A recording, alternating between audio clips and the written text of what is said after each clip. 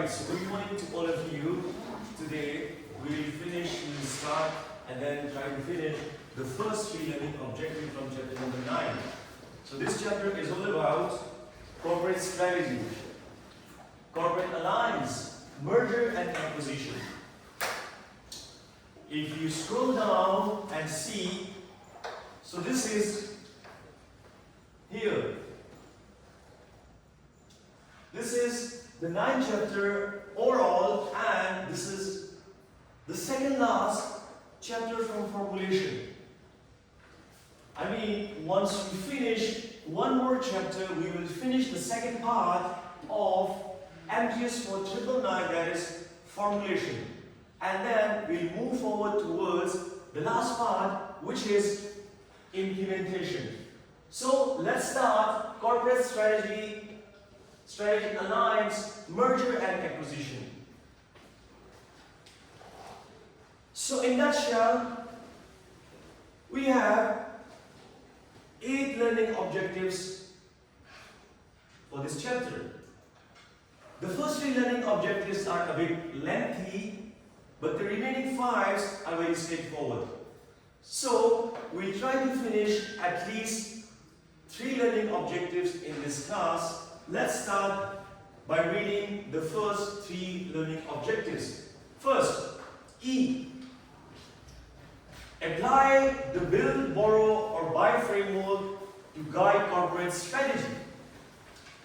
3B framework. Second, define strategic alliance and explain why they are important to implement corporate strategy and why firms enter into them. Third, Sun. Describe 3 alliance, governance mechanism and evaluate their pros and cons. And then, towards the end of this lecture, we will have a case study discussion. So let's start the first learning objective, that is about the 3 B's or build, borrow or buy framework. So what is the 3B framework? I'm sure by now you would have studied the 3 P's framework. However, do you remember the 3 P's framework? 3 P's.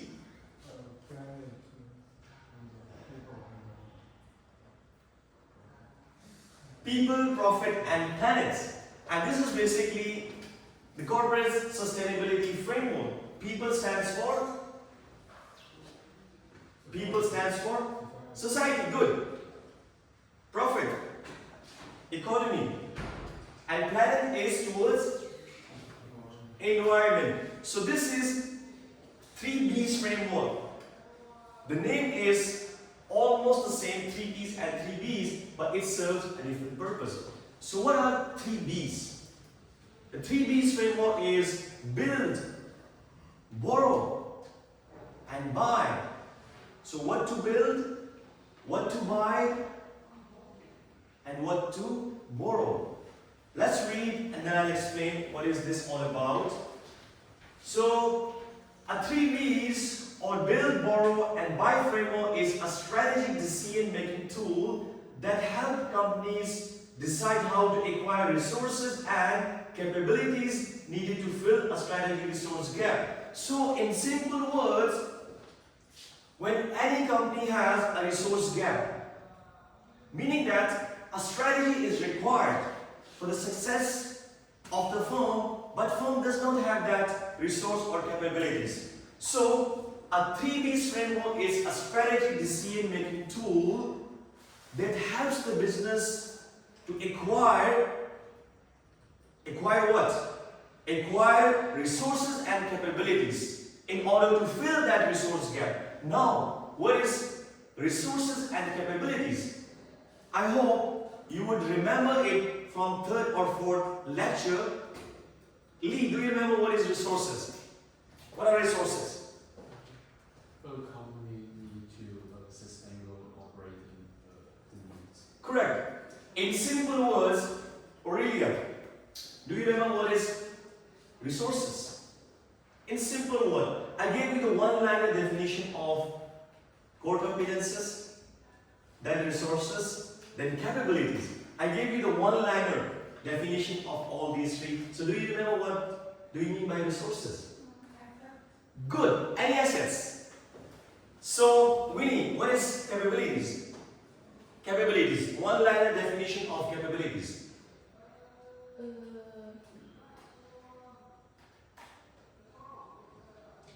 I think you know that managerial skills. So any assets and managerial skills. So if I conclude the 3B's definition, it says it is a strategic decision-making tools that helps or guides a company how to acquire any resource and capabilities in order to fill a strategic resource gap. Let's talk about 3B's in detail. The first B is called build. What to build? Or how to build.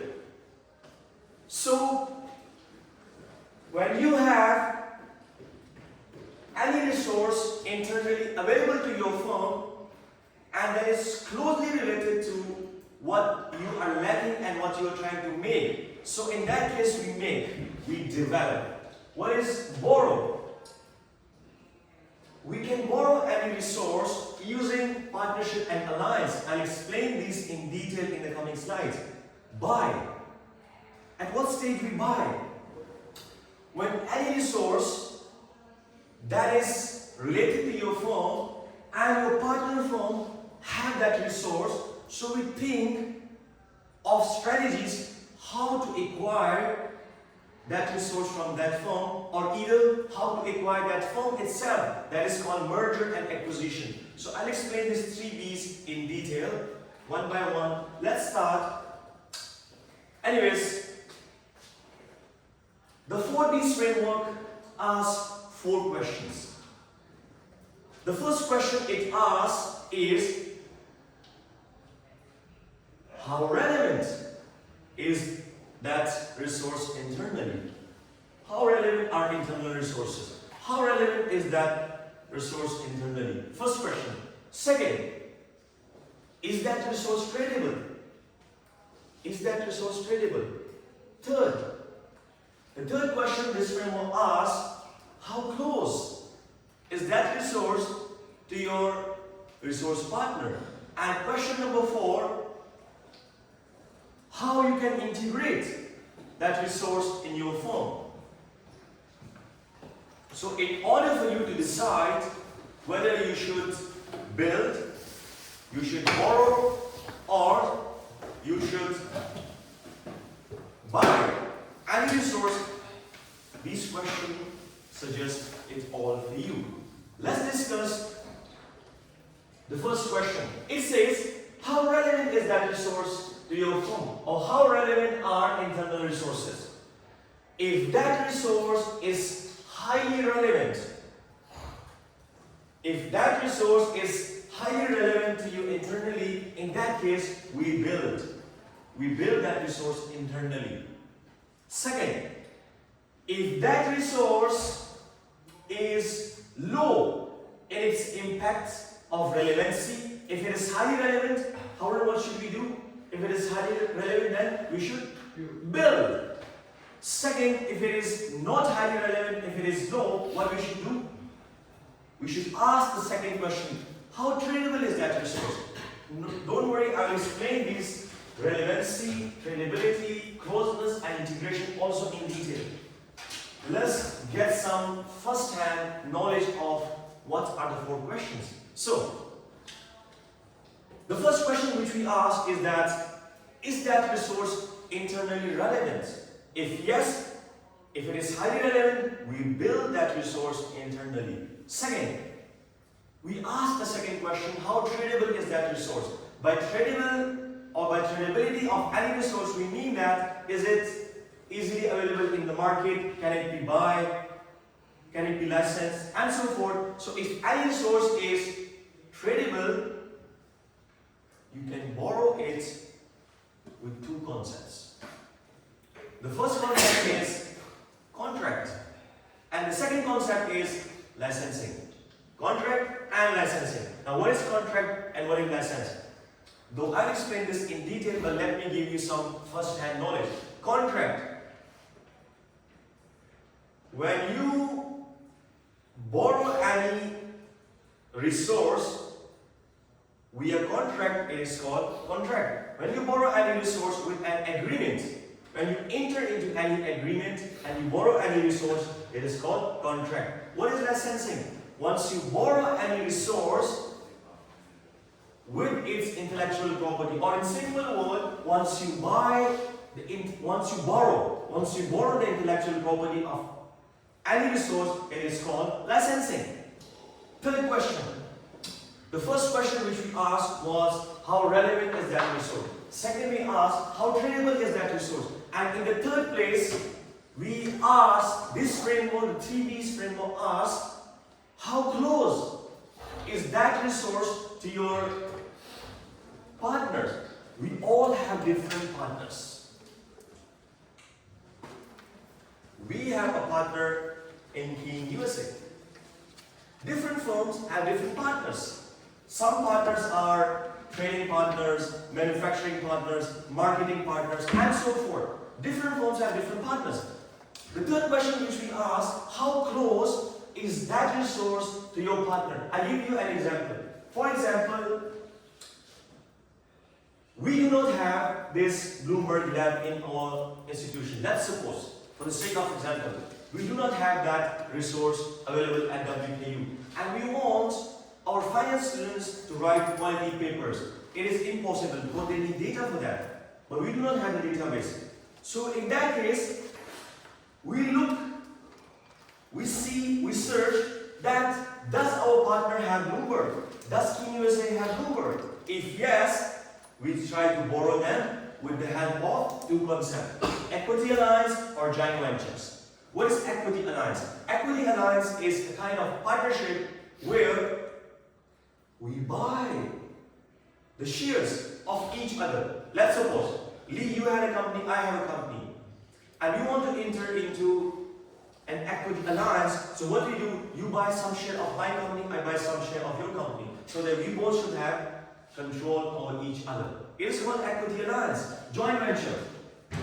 Let's suppose you have a company, I have a company, and we want to set up a third company.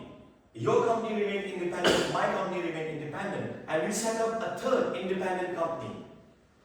Right? It is called joint venture. When two firms partnership together in order to form a third company, an independent is called joint venture. So if that resource is highly close, or it is highly close, then what we do?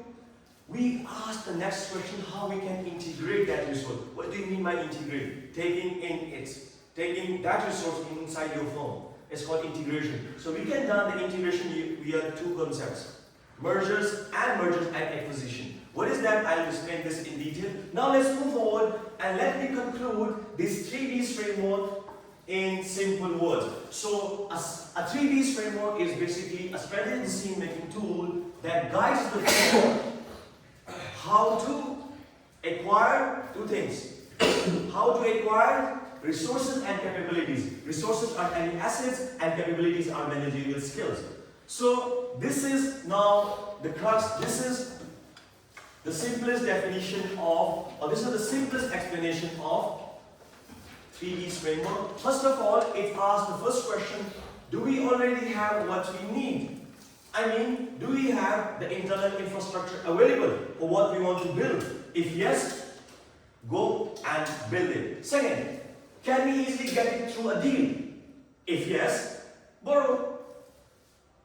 And we can borrow it using different concepts such as contracts and licensing. Third question it throws. It says, can we work closely with a partner to get it? If yes, borrow it with partnership. Can we borrow it from our partner? If yes, borrow it with the partnership. And the last question it says, is it better to fully own it? Is it better not to build, not to borrow, but To buy. Is it better not to build, not to borrow, but to buy that resource? If yes, go and buy it. Meaning that, go for merger and acquisition. So this is the simplest definition of the 3Ds framework. Now I'll explain each part in detail. If you go back to the framework, so it has 4 questions. The first question is related to relevancy. The first question is related to relevancy. The second question is related to tradability. The third question is related to closeness. And the fourth question is related to integration. Now let's discuss all these 4 questions in detail. Relevancy, tradability, closeness and integration. Relevancy. How we should know whether a resource is relevant to our firm or not. How we should know? Because we have millions, billions, if not thousands of resources available. How we should know whether that resource is relevant to our firm or not? So the answer lies in VRIO framework. RIO framework. If any resource passes through VRIO framework, it means that is relevant to us. Now what is VRIO framework? How do you remember? We already discussed the VRIO framework, I think in chapter number 3 or chapter number 4. So what is VRIO framework? V stands for, is that resource valuable?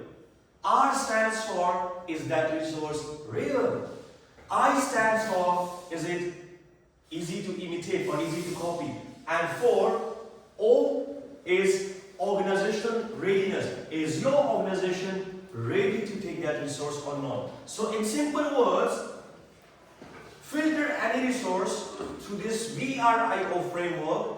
If it passes through this VRIO framework, meaning that that resource is valuable to your firm. So I have a next question. Lori, if a resource is valuable, what we should do? We should go to the next step to see if that's rare. No, as per the 3Ds framework, the build, borrow, and buy framework. If any resource is relevant, what we should do? We should build. Good, we should build it because you are future managers. You will start your own business. So the purpose of teaching you different concepts from MGS 4999 or strategic management is to set up your mind, is to open up your mind what you should do in future when you start your own business. So the point is that when you see any resource that is relevant to your firm, through filtration of VRIO framework, you should go towards building that resource. You should build that. The example given in this case, the real world example is Apple. When Apple wanted to make, when Apple wanted to build an iPhone, by that time, Apple had already developed MacBooks and iPods. So the internal resource was already available to Apple. So instead of building an Apple iPhone outside, Apple decided to make it internally. Why? Because the internal resource was already available. They already had the platform. They already made MacBooks. They already made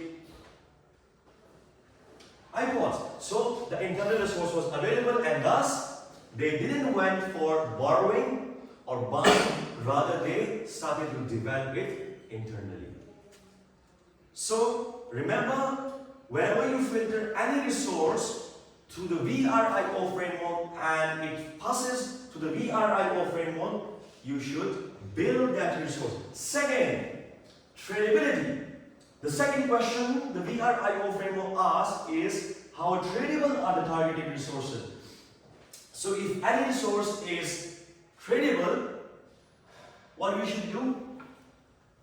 We should borrow that resource and borrow it using what? Borrow it using 2 concepts. The first one is borrow it using contract and borrow it using licensing. Now what is contracts?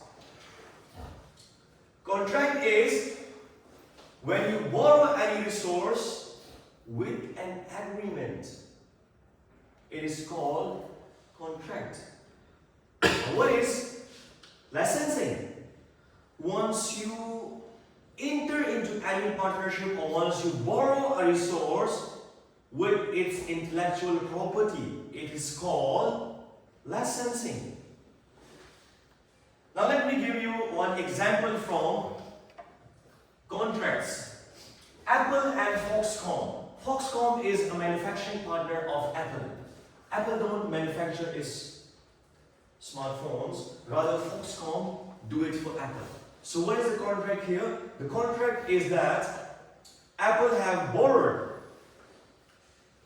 the services of Foxconn towards manufacturing iPhone. They had an agreement for that. So the contract with an agreement is called, borrow with an agreement is called contract. So if any resource is tradable, what we should do? If any resource is tradable, we should borrow it using two concepts. The first one is contract.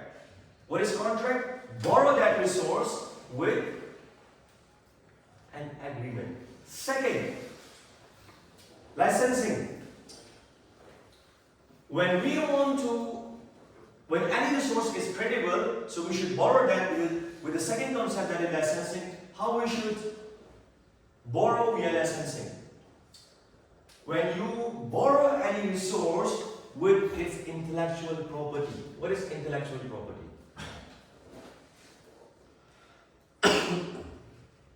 How do you remember what is intellectual property?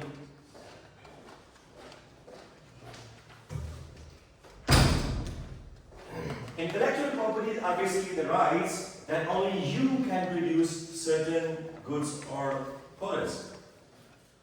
Intellectual properties, then we have some copyrights as well. So copyrights and intellectual properties are basically the rights that only you can produce those goods. So if any resource is tradable, the second option is to avail that resource using licensing. And licensing is borrowing intellectual property. The example given in this case is Pfizer and BioNTech.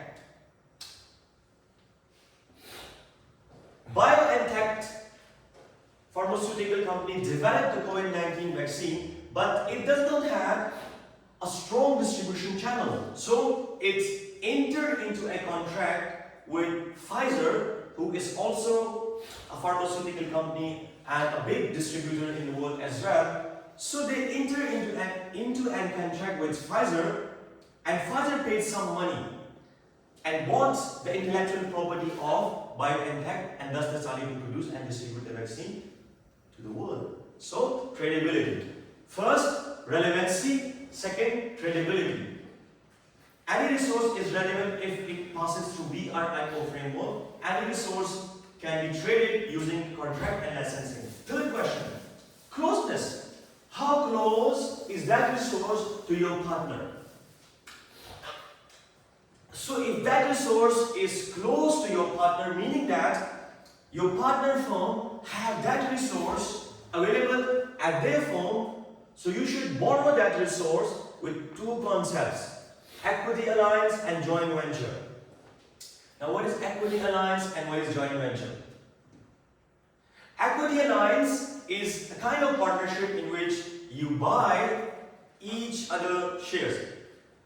For example, if you enter into a contract, so that firm buys some shares of yours, you buy some shares of them.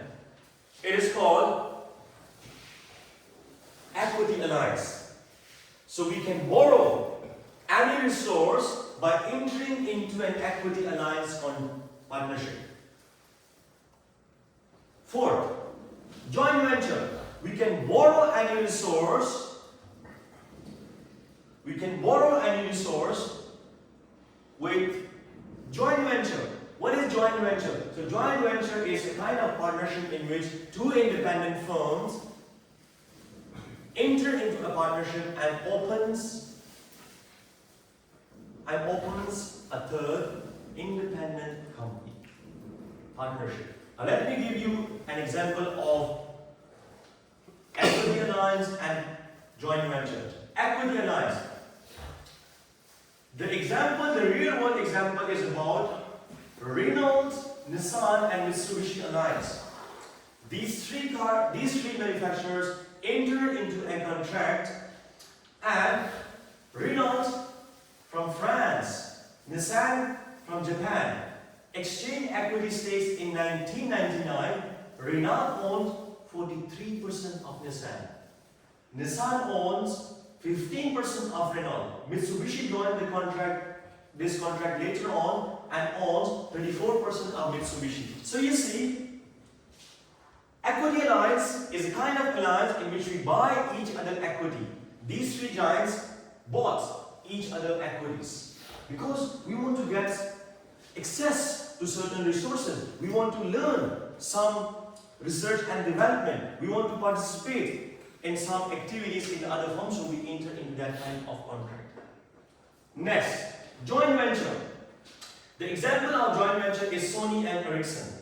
Sony from Japan and Ericsson from Sweden. They combined Sony was producing electronics expertise with Ericsson's telecom tech to compete in mobile phones. So these two brands from different backgrounds joined together and formed a new unit called Sony Ericsson, producing smartphones. Last question. The last question is about integration. So what is integration? Integration is a process once you integrate, once you include, once you dissolve any form in your own form is called integration. So integration refers to the process of combining two previously separate entities into a unified whole after a merger or acquisition. The example given in this case, okay, the integration can be done with two concepts: merger and acquisition. These two are different concepts. Merger is a different concept, and merger and acquisition is a different concept. Merger is once you integrate any firm in your firm, but that firm's own identity remains. Merger and acquisition is that once you integrate any firm, and that firm loses its own identity and is totally integrates in your firm, it's called merger and acquisition. So you can integrate any resource using merger or merger and acquisition. The example given in this case is LinkedIn and Microsoft. So Microsoft integrated LinkedIn in its CRM tool or CRM software. So now let me conclude the first learning objective, which is 3 B's, or build, borrow and buy framework. So the 3 B's framework or build, borrow and buy framework is basically a strategic decision-making tools that guides the firm how they should acquire two things. So it is a strategic decision-making tool that helps the firm how they should acquire resources and capabilities. So in order to acquire resources and capabilities, a firm have to answer 4 questions or have to pass through 4 questions. The first question is, how relevant is that resource? Second, how tradable is that resource? Third, how close is that resource to your partner? Fourth, how you can integrate that resource. So, in simple words, in order to answer the question, how relevant is that resource, we filter that resource using the VRIO framework. And the VRIO framework basically tells you, is that resource valuable? Is that resource rare? Is that resource easy to imitate or easy to copy? And the O stands for, is your organization ready to adopt that resource? So if you answer these 4 questions using the VRIO framework, you get to know whether that resource is valuable to you or not. So if it is valuable, we should go for building that resource. Second, credibility. If any resource is credible, meaning it is easily available for borrowing in the market, so we have the option to borrow that resource using 2 concepts: contract and licensing. Contract is when you borrow any resource with an agreement. Licensing, when you borrow a resource or once you borrow the intellectual property of that resource as well. It is called licensing. Third question, how close is that resource to your research partner? So once we identify that it is close to our research partner, we have two options to borrow that resource. Equity alliance and joint venture. So equity alliance is a kind of partnership in which we buy each other's shares.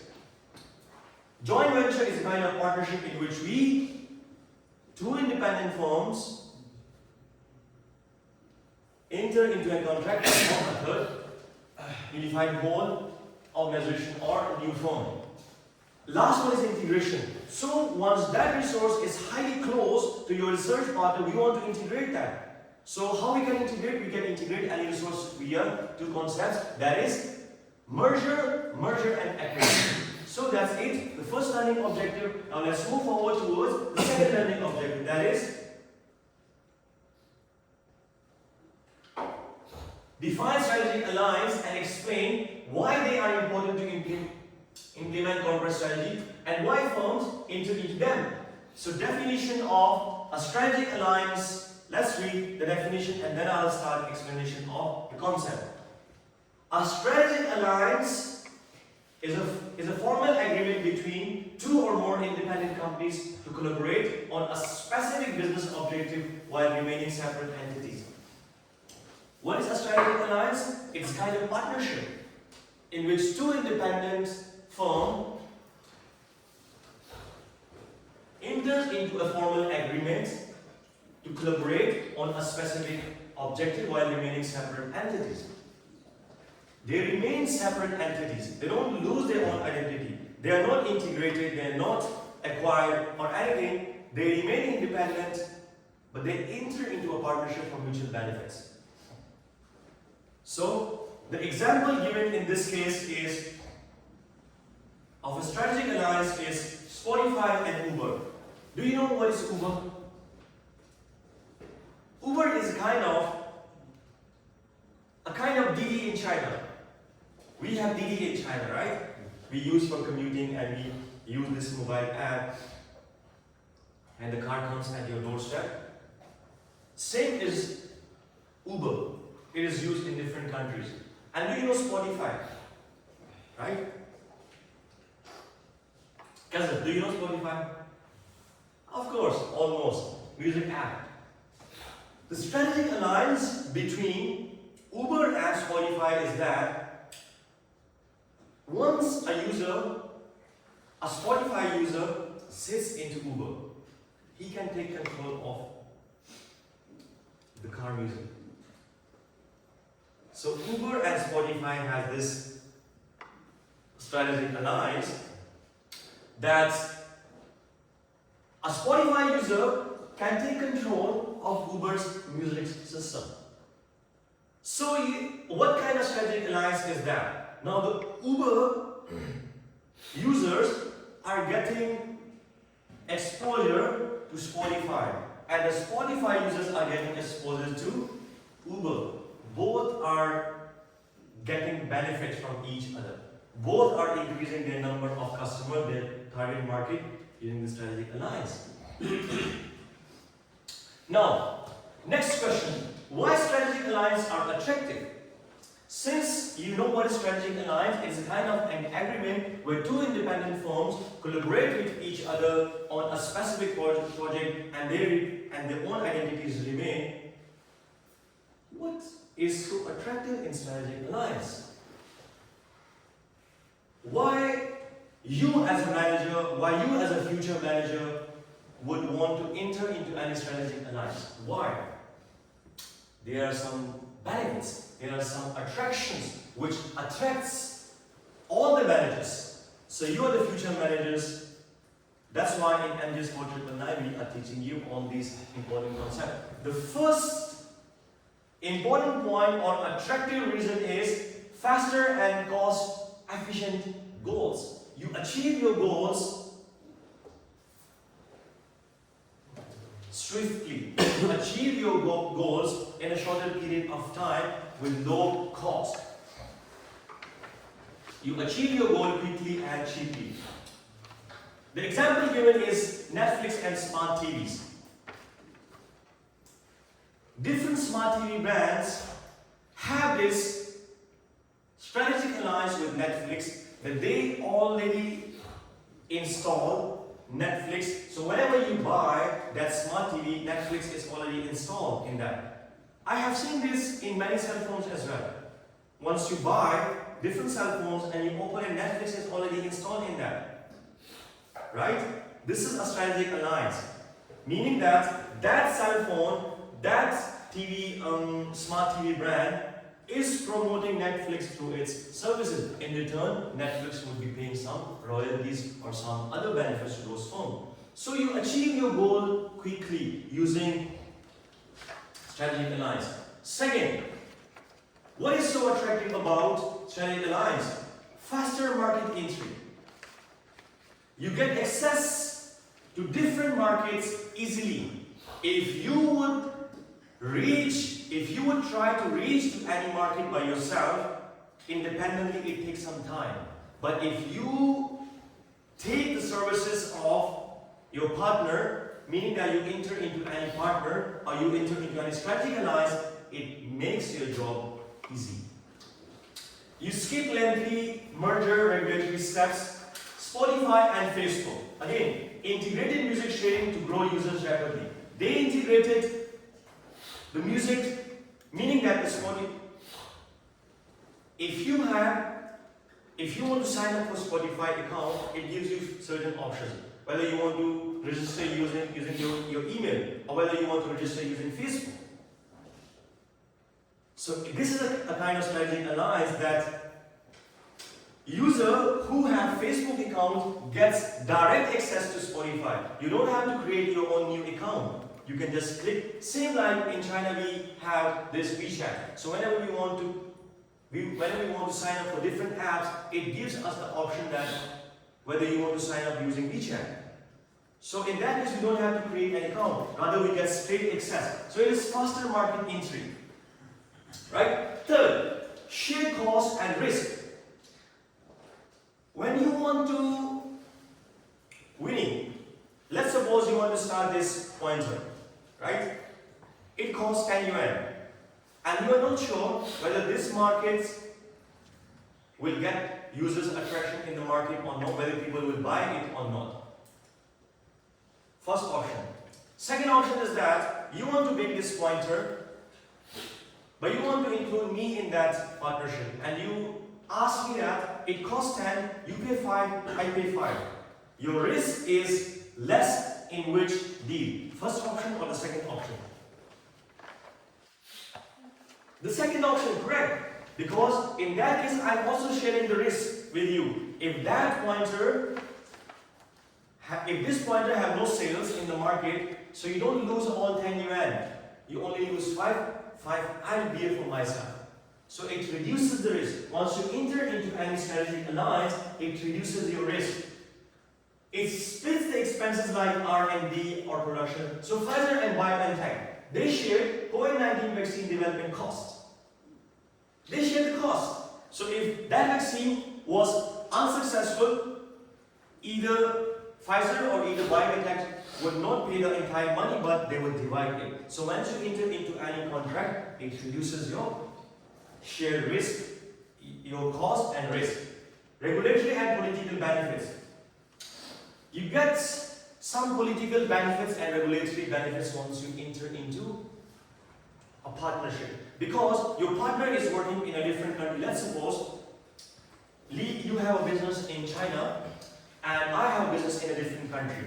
So if I want to come as an independent entity and want to set up my own business in China, I have to pass using various documentation, various government approvals and so forth. But you already have taken that approval, right? So once I alliance with you, I skip all those lengthy documentation process because you take my responsibility, you are the partner here and you already have passed all the documentation. Last, competitive advantage. When you combine strengths together, it gives you a competitive advantage. You use your own strength and you use your partner's strength as well. So if you have one core competence, they also have one core competence. So one core competence is Good or 2 core competences are good? Of course, as many core competences are good. So once you enter into a partnership, you combine the strengths, your strength and your partner's strength, and it helps you to grow. So these are some attractive reasons why the firm wants to enter into a strategic alliance. Next, why do firm enter into strategic alliance? So these are why strategic alliance are attractive, and these why they want to enter into any strategic alliance. So the first answer is to reduce risk. As we already discussed, if you produce any product or service independently, you bear all the risk. Whether if the people buy it, good luck. If the people don't buy it, so you are the sole bearer of the loss. But if you have a strategic partner, it shares the risk with you, so it reduces the risk. Access key resources. We get access to key resources of another company. For example, Uber uses Google Map for navigation. Now Uber is that driving app. It uses Google Map for navigation. Why? They have strategic alliance. So now the Uber and the Google, they get access to each other resource. Now a Uber driver is using Google Map. As an independent person, you can do it, but it is built inside the software of Uber. That once they accept any request, okay, yes, I want to take this passenger from that place to that place, the Google Map navigates it. So you get access to key resources. The second example which I gave it to you was, let's suppose we do not have this Bloomberg Lab and Keen have this Bloomberg Lab, and we enter into a contract with them, so you can get access to their softwares. They can get access to our software. So this is the next advantage, or why do firms want to enter? To get access to their mutual resources. Learn new skills. Once you enter into a contract, enter into a partnership with a new firm, you get to know from them. You learn some skills from them. And you know, all organizations have different governance structure and style. Autocratic, bureaucratic, centralized, decentralized, and so forth. So we get to know, we get to learn from each other's strength. We get to know different skills, different managerial skills. Last month, I took a few of my students to Ningbo, UNNC, and we had a mutual business conference. All the Sino-foreign universities in China, 8, I think altogether, 8 or 9. So all the business students came from them, and then I introduced my students to that group. They were very happy in the end. They said, the professor, we learned so many new skills, that how should a student pitch himself to the audience, how should a student do research, and so forth. So once you enter into different partnership, you get to know and you learn different skills. Beat competitor. Combine strength to stand out. Of course, when you combine the strength, unity is strength. Unity is strength. When you combine your own strength with your competitor's strength, so it helps you to grow faster. So these are some of the reasons and some of the points which attracts you as a manager to enter into strategic alliance. So now let me conclude the 4 types of strategic alliance, and these 4 types are already explained in the first figure of this chapter. The first type of strategic alliance is called contract. Second is license. Third is equity alliance, and fourth is joint venture. Howard, what is contract?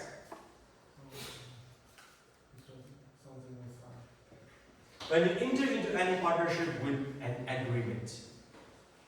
Amelia, what is licensing?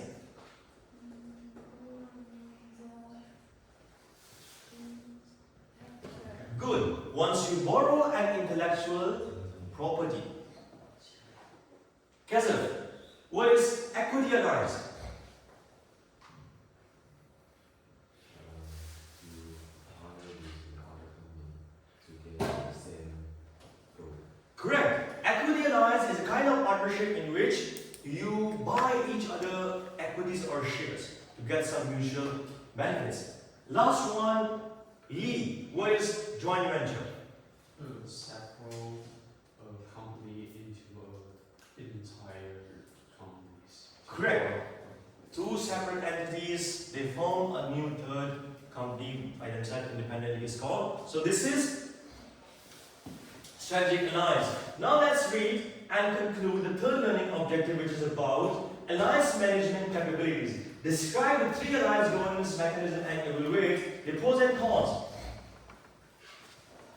By now, we have already discussed what is strategic alliance. We have already discussed different types of strategic alliance. The next question, or following the steps, step-by-step process is how to form a strategic alliance. How to govern a strategic alliance. This is the next step. You have already learned what is strategic alliance. Now how to form a strategic alliance. How to govern a strategic alliance. And then what are the post-estimation or the following process after formation and governance. So we use this alliance management capabilities or AMC framework. The AMC framework is basically a framework that helps you to identify potential firms with whom you can form an alliance. Second, it helps you to identify how you should govern that strategic alliance. And third, it guides you on the post-estimation steps, meaning after formation, what you should do next. So let's start with the first, partner selection. Partner selection and alliance formation. What do you think that why you should form a strategic alliance with certain partner? Why? So there are some reasons, there are some points which we consider in order to form a strategic alliance. The first is because we select the new partners for an alliance if it helps us to enter new market. Lee, I will form a strategic alliance with your firm if you give me access to a new market.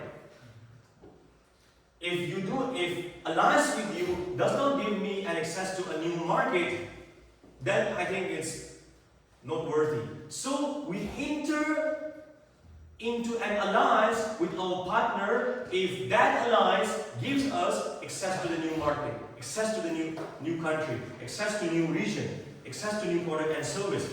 The example given in this case is Starbucks and Tata.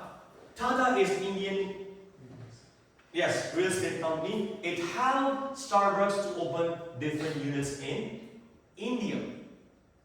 So it helped Starbucks to open new outlets. So that's why they enter into that. Second, hedge against uncertainty. Meaning it reduces your risk. You should enter into a strategic alliance with any firm if that alliance reduces your risk. If that alliance increases your risk, you should stay away from that partner. You should find a partner for alliance which reduces your risk. Assess complementary resources. You should find a partner that should give access you to some additional resources which are required for your firm success. For example, Netflix and Comcast. Netflix uses Comcast broadband network for smoother streaming. For the smoother streaming of Netflix, they found a partner, Comcast, and used its resources. It helped them for better streaming.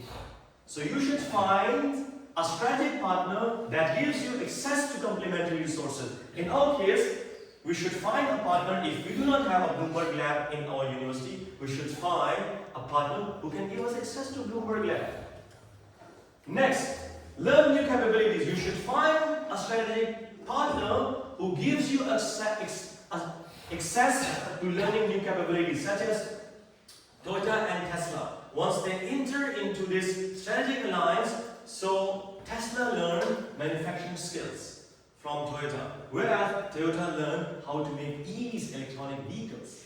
So if you learn new capabilities, making electronic vehicles was new for Toyota, and how to produce on a mass scale was new for Tesla. They learn from each other, entering into that alliance.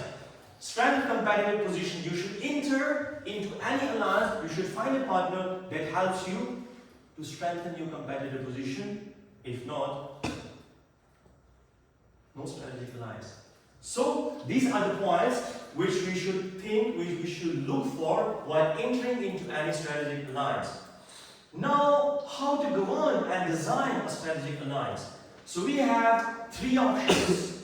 These three options can be used as a governing mechanism, meaning that you have already find a right partner, you have already formed an alliance. Now, how to govern that alliance? So, as for the AMC framework, we have three options: contractual agreements, management, governance, equity alliance, and joint venture. I think these concepts we have already discussed. The first type of governance mechanism is contractual agreement. What is contractual agreement? Or what is contract? Lee, what is contract? It's an agreement. Yes. Contractual agreement is basically a contract. We have a contract, or it is, in simple word, we can call, go back, contract. We borrow with an agreement. So this is, contractual agreement is basically a kind of contract in which we enter into any contract with the help of an agreement. So this is first governing mechanism or governing style, that we can govern that contract using, we can govern that partnership using contract. Second governing style, equity alliance. We can govern that strategic alliance using equity alliance. However, what is equity alliance? We buy each other's share. So you can govern that strategic alliance by buying each other's share. The second management or the second governing style can be equity alliance. Third, joint venture. So you can govern that strategic alliance using joint venture. What is joint venture? Two separate independent firms set up together and form a third independent firm, joint venture. So you can govern that strategic alliance using three options: contract, equity alliance, and joint venture. Last, post-estimation. So once you have formed an alliance, once you have already formed an alliance, you have already designed the mechanism of governance. Either you should choose equity governance, you should choose contractual government, and so forth. The next step is, the final step is post-estimation alliance management. Post-estimation. Post-estimation is once a strategic alliance has been formed and its governance mechanism have already been set forward. So,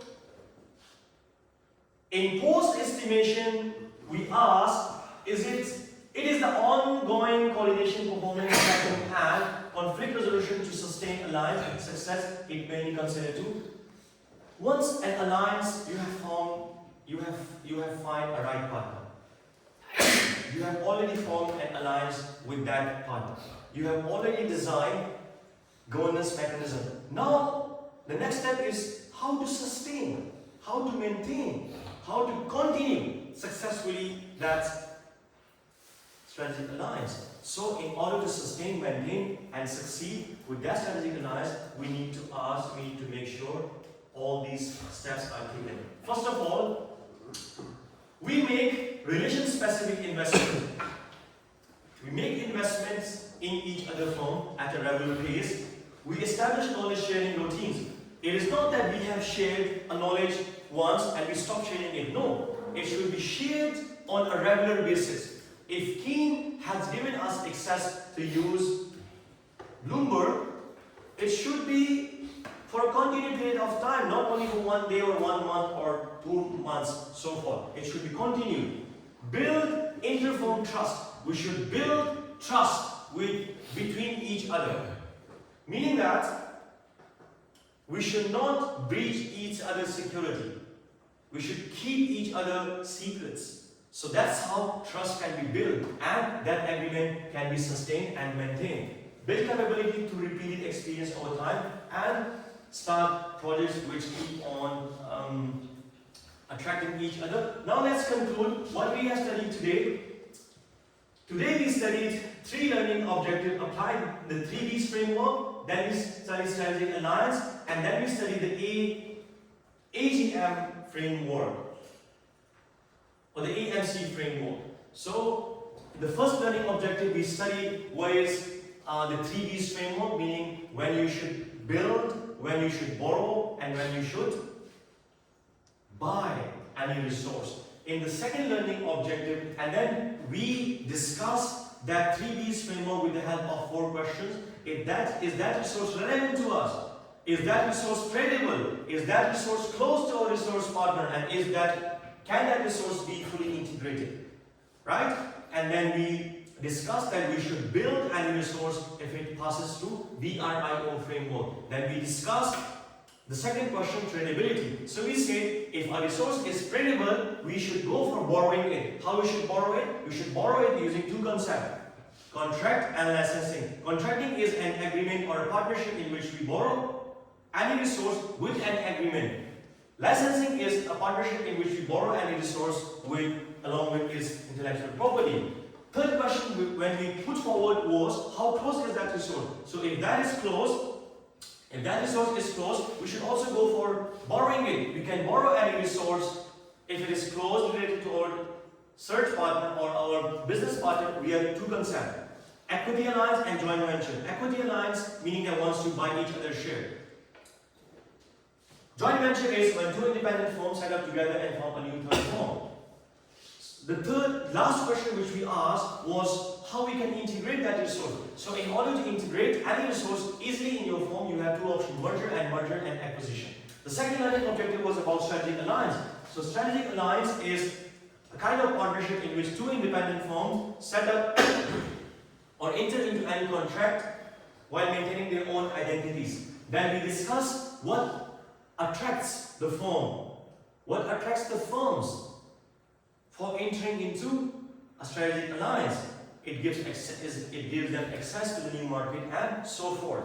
In the third learning objective, we studied, or mainly we discussed, that if we are able to define what is strategic alliance, then how we should form a strategic alliance. So in order to form a strategic alliance, we use the AMC framework, which basically guides you and helps you, first of all, in order to identify a potential partner and form an alliance. Then it helps you to identify different governance mechanisms such as contractual agreement or licensing or which governance style you will use. And third, post-estimation, how to continue, how to successfully continue that strategic alliance. So that's it for 3 learning objectives. If you have any questions, so please put forward. Now we'll discuss a case study quickly. So I'll give you 2 people can take one and you can discuss it for 5 minutes with each other. And let me ask what is the takeaway from that case study. So maybe you 3 can use. It's okay. Form groups. Maybe you 4 can discuss. It's okay.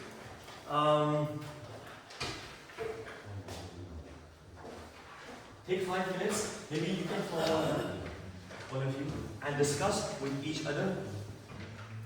Right? Discuss. And in the end, let's discuss. So once you read this case study, in the end, you have to simply share your thoughts. What did you learn? It is basically about how Tesla used strategic alliance, or how Tesla used alliance strategically. So you need to ask or share or discuss one question, that is, in your opinion, which alliance is written on your case study? In your opinion, which alliance, Daimler, Toyota, or Panasonic, was the most important for Tesla's success and why? You need one?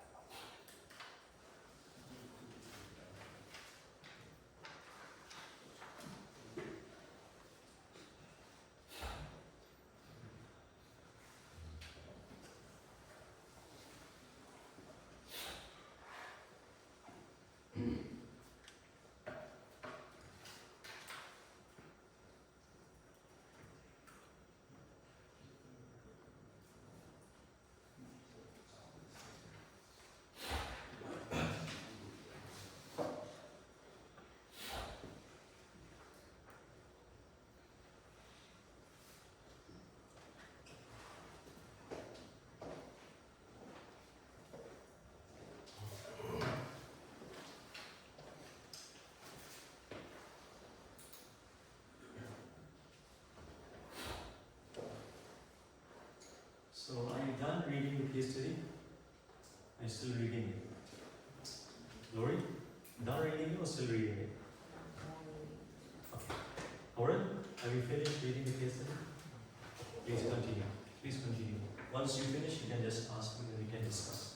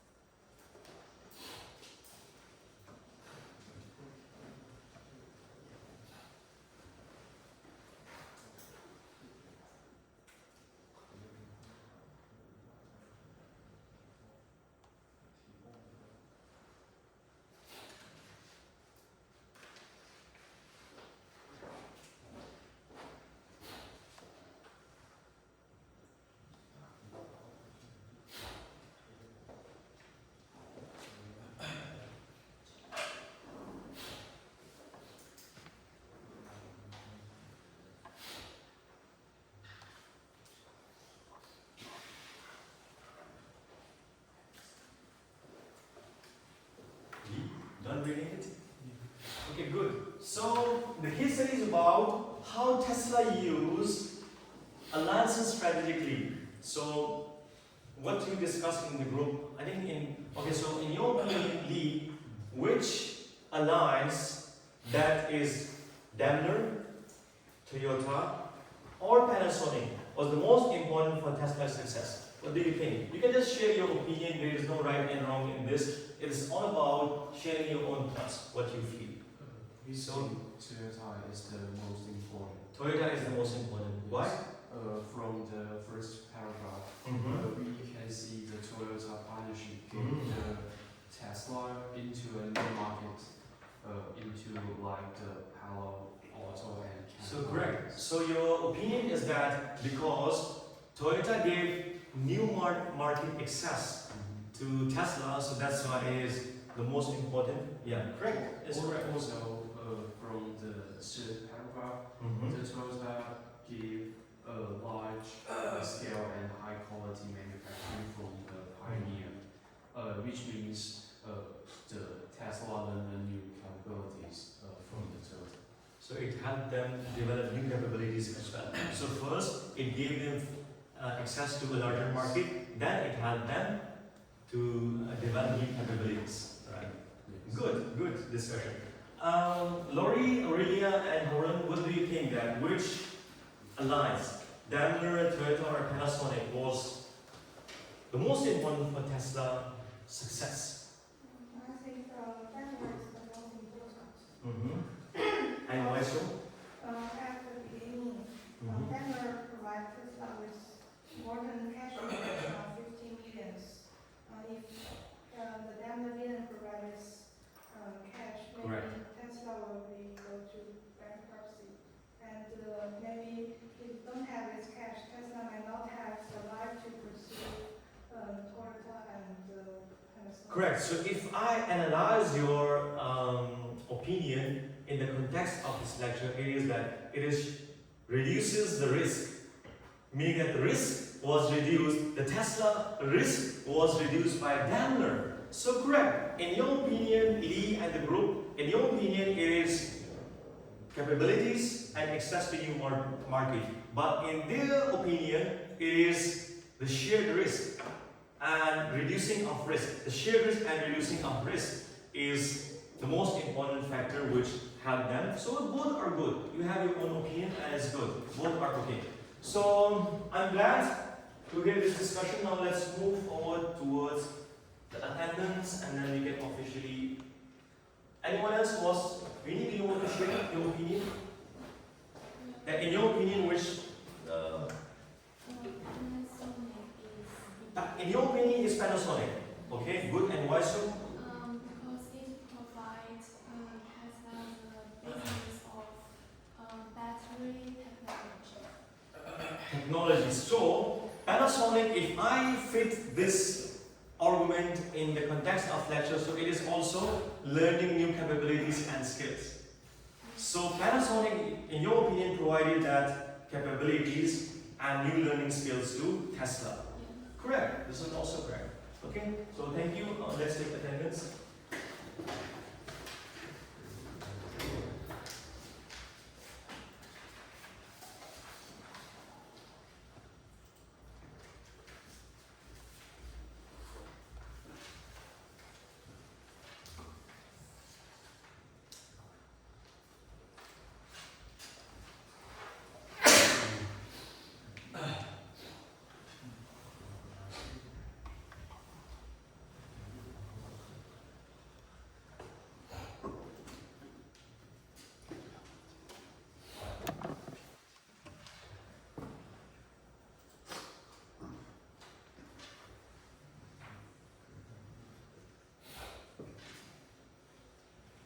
Haley, present. Howard Chen is present. Kihu Chen is present.